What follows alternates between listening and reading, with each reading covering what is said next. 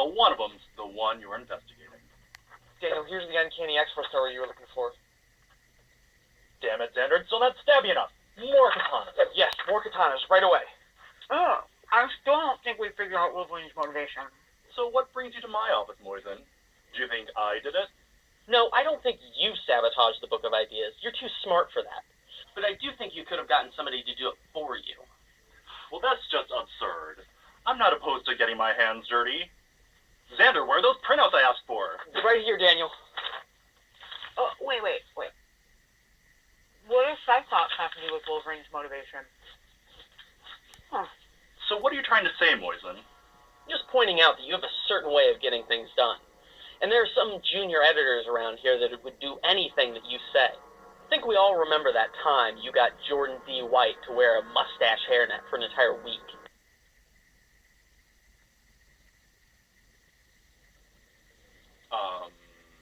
Sorry, I thought there'd be like a clip or a cutaway. Moisen, this is Marvel AR. We don't have the budget for that.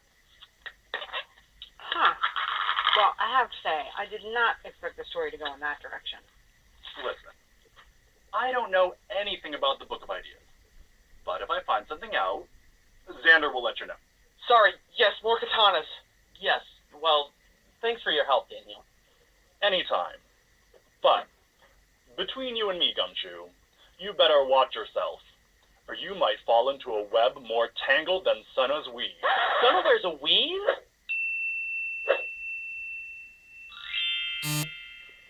Oh, Moisen, you have so much to learn.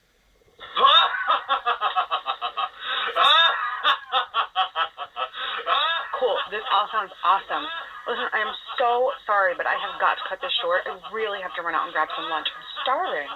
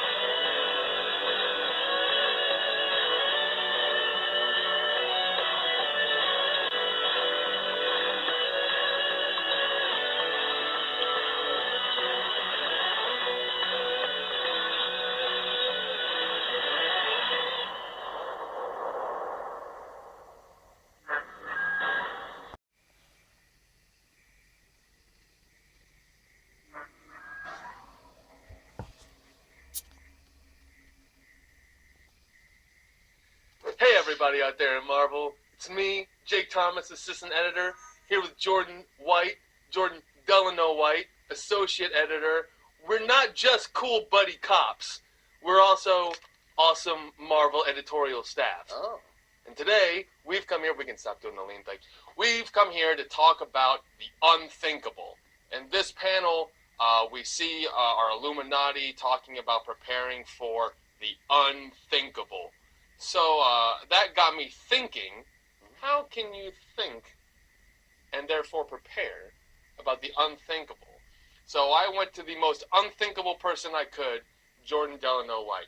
Jordan, how can you think about the unthinkable? Well, it's certainly complicated. I would say you have to start by not thinking, right? Is that how it happens? Well, I mean, wouldn't that work? So are you saying the unthinkable exists on sort of some, like, primal subconscious level? So this is like an Eastern philosophy kind of thing, where, like, through turning off your conscious thought, you're projecting into some sort of or subconscious thinking? No, I was just saying, like, if you're not thinking about the unthinkable, right? Well, that sounds like malarkey to me. A little bit. Can't All really right. prepare for that, can you? You can't. Okay, that's fair. Well, what if you look at the unthinkable as, like, the x in your equation, and then you solve for x? Okay. So then you have to think about everything around the unthinkable. Right. All right. So let's have an experiment with this. Okay. X equals end of the world being overrun by pudding. Solve for X. Well, it's not No, I think that's. I think it's actually more like you've already solved for X there. Oh.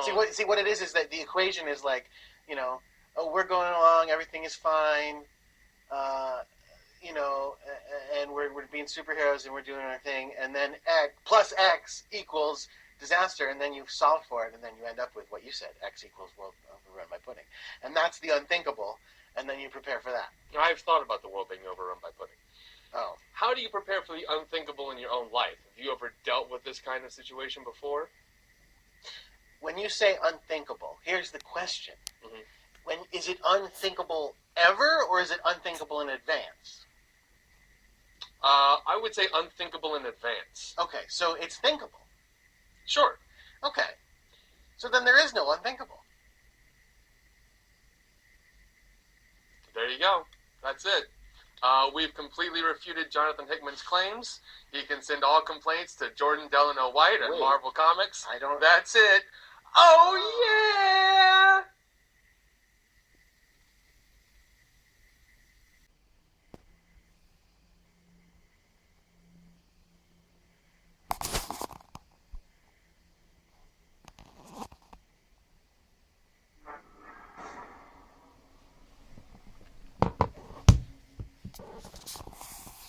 Uncanny Avengers 14 is the first step in the natural end conclusion of a lot of what we've been seeing in the Marvel Universe between Civil War and Schism and AVX, and all of the hero infighting that has continued to bubble up.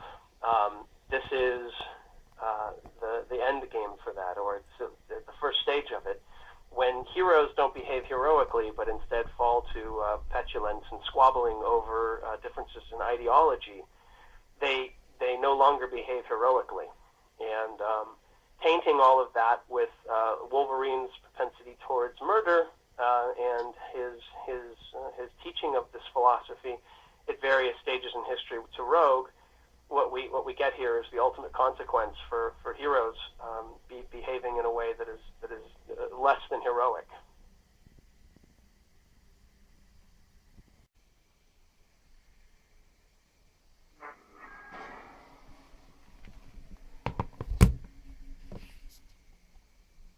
Hi, my name is Jerry Duggan. I wanted to take a moment and do my Harrison Ford impression for you. But first, I wanted to thank you for buying Nova 100. Everyone on the team is very proud of it. Beginning with Nova 11 next month, I will take over for Zeb Wells and try and live up to the expectations that both he and Jeff Loeb have set for this book. I'm super excited to be making Sam's life more complicated at home and in space. The art team is wonderful. The editors have really helped me break some fun stories. Beginning next month, Sam will go into space. He'll experience and visit some of the ghosts of the Nova Corps. Then he'll make some very powerful enemies and at least one good friend in Beta Ray Bill. So please ask your comic shop to hold you a copy. I really appreciate it. We're having fun, and I think you guys will enjoy the comics.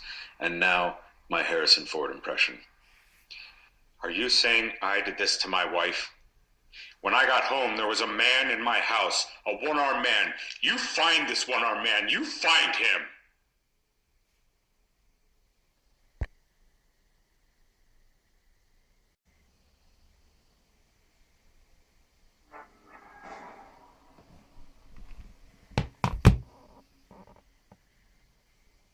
Hello, everyone out there in Marvel Land. It's me, Heinrich von Heinrich, Story Scientist Supreme, here to talk to you today about, of course, death. In this panel, you see Black Swan talking about everything dies. This has been a theme in New Avengers. Reed Richards has said it on a couple of occasions. Planets are colliding. Everything is on the brink of possibly being destroyed. Everything dies. What does that mean? Well, of course, in nature, everything dies. There is entropy that happens. Something starts out with a lot of verve and energy. It doesn't matter what it is. Eventually, entropy takes over and everything dies. Now, this also happens in stories, yes? A story begins, you have a lot of inciting incident action, but then eventually, all of that energy that starts at the beginning of a story over the different acts sort of works its way out until eventually the story ends and it dies. But in both cases, that energy is a renewable resource. Matter is energy, and it doesn't all go away, yeah? It's a fixed number, so it comes and it goes. And I think as much as everything ends, there is also always a beginning. Like everything might be ending here for planets, and for this story of New Avengers, certainly new beginnings are around the corner. So, that's all from me, Heinrich von Heinrich, your story scientist. As this episode ends, certainly, as much as you will probably be loath to see it, I will return. Goodbye, Marvel!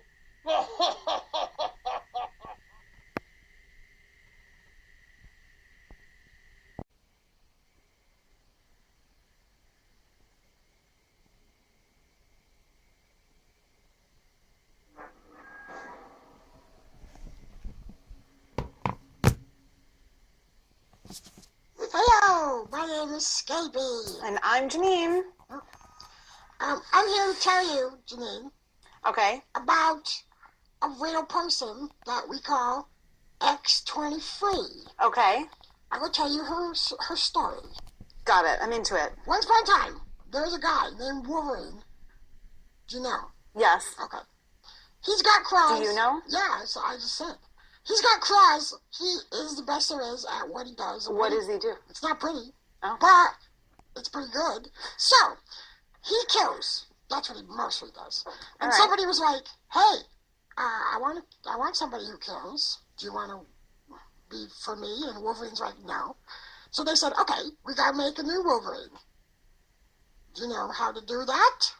Do I know? Yeah. If you were going to do it? I would probably try to clone him. Yep, that's what they did. Okay. And they tried one time. Didn't work.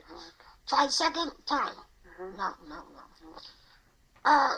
This is going to be a long story. They tried 22 times. Didn't work. That's crazy. Why didn't it work? Well, apparently, his genome was messed up or something. So, yeah, I know. So, then this lady was like, hey, what if we made him girl Wolverine? Mm-hmm. It worked. And it worked? Yeah. Because he needed I don't... two X's, two X chromosomes. Because of X-Men? Sure. Okay. So, girl Wolverine came out. They said, hey, you're like X-23 because you're number 23. And X is like Weapon X. So she didn't have a name? No. She just had a number? Well, X. Right. 23. 23. Yeah, what's her name? Okay. Basic. And so, they were like, hey, we're going to teach you martial arts. Do you know martial arts? Now you do. Okay. We're going to teach you how to kill people. Good. You got it? Okay. Then they did some crazy thing where they were like, when you smell a special smell, it will make you kill. What? Yeah, a special smell. So it's like, when I smell chicken, I'm like, I want to eat something. It's like when I smell like cake. Does that happen? Yeah. You kill? No, why eat it? Oh, you want to eat? That's just like what I said. Right. Okay, yeah. Yeah. I thought you were saying... I mean, I guess you would kill the chicken if you smelled it. Oh, I do. Okay. Okay. So it's sort of the same thing. Yeah, so, that's what they did. They said, so when you smell this smell, and then they did that. They would send her out. Hey, I'm going out. And then she'd go, I smell. Oh, no! And she would kill. That's kind of messed up. Yeah. Eventually, Wolverine found her and was like, hey, you're like girl me. He just showed up? Well, there's a lot of stuff in between. Okay, sure. But that's basically what happened. Okay. And he was like, do you want to join the X-Men? And she was like, yeah. The end. So it had a happy ending. Yeah.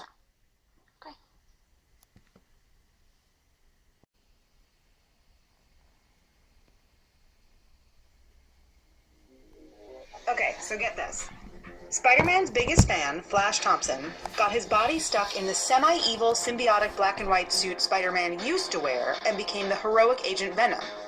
And get this, Spider-Man's biggest enemy, Otto Octavius, got his mind stuck in the totally good body Peter Parker used to wear and became the superior Spider-Man. This is called parallel dramatic structure.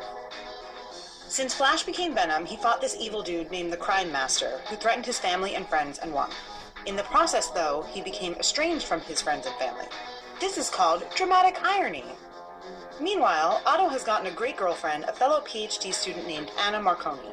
He set up an overwhelming force of spider henchmen on his own private island, gotten access to stop every crime in the city by releasing spider-eye robots and blackmailing Mayor Jonah Jameson, accidentally destroyed his old company Horizon Labs, but in the process got the capital to start his own company, and even repaired Peter Parker's broken relationship with his Aunt May. This is called the villain winning. And this is called ending the AR recap so you can read the comic book. Bye!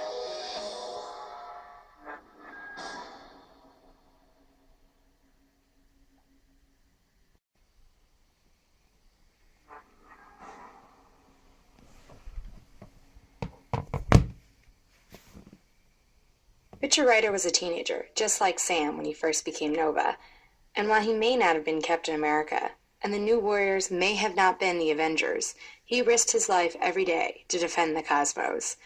When the Annihilation Wave invaded our universe from the Negative Zone, Richard Rider was there to serve as Commander-in-Chief.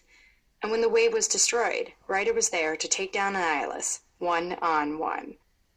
He was even there to save Hala, seat of the Kree Empire, from Ultron and the Fallenex, liberating the Kree. And finally, when the time came to trap Thanos in the Cancerverse to save our universe from his boundless rage, Richard Rider was there, alongside Peter Quill, to scream right in Death's face. And for that, he will not be forgotten.